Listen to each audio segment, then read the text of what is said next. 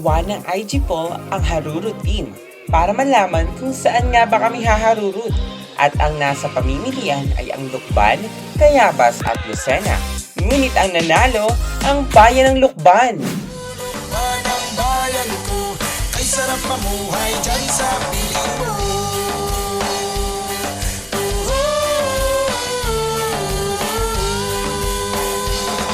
Lukbanin ka, lukbanin ko ako.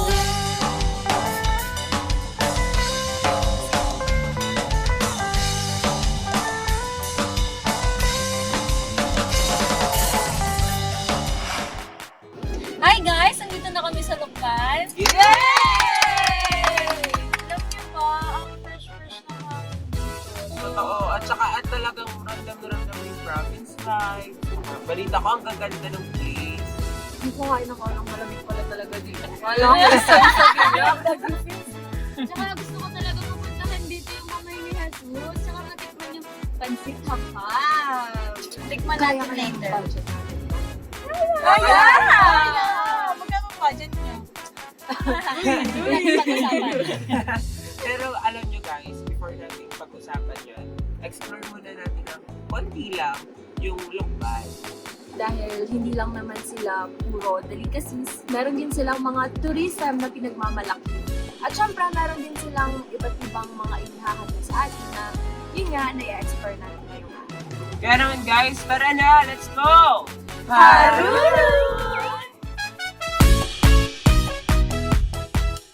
Ang bayan ng Lukban ay hitik na hitik sa iba't ibang yaman. Kaya nga't nabansagan ang bayang ito bilang Art Capital of Quezon. Bukod pa rito, dahil nga sa tinatangi nitong klima, tinagurian ng Lukban bilang Summer Capital of Quezon. Mula sa pagkain, tanawin, kultura at sining, litaw na litaw talaga ang bayan ng Lukban.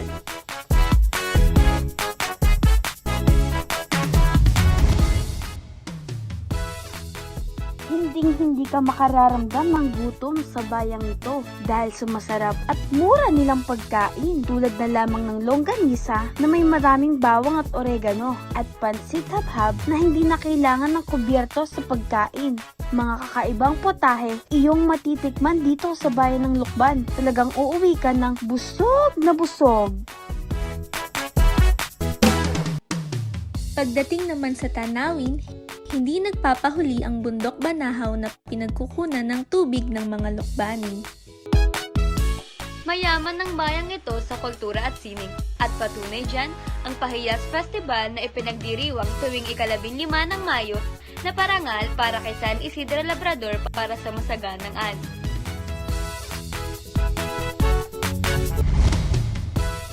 Sa Lukban din matatagpuan ang dinarayo ng madaming deboto, ang Kamay ni Jesus Healing Church, na kung saan naging tourist and religious destination ang 300-step station of the Cross Grotto. And trivia, ang pinagkakatayuan ng mataas na imahe ni Jesus ay isang inukang burol para gawing isang grotto.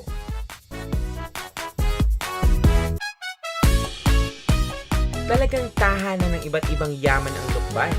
Ika nga ng iba, ang Lukban daw ay ang bayan ng superstars. Yanu Rikit, paling ganda! On the next episode, a journey to find your soul awaits. Abangan kung paano haharurut papuntang Kamay ni Jesus.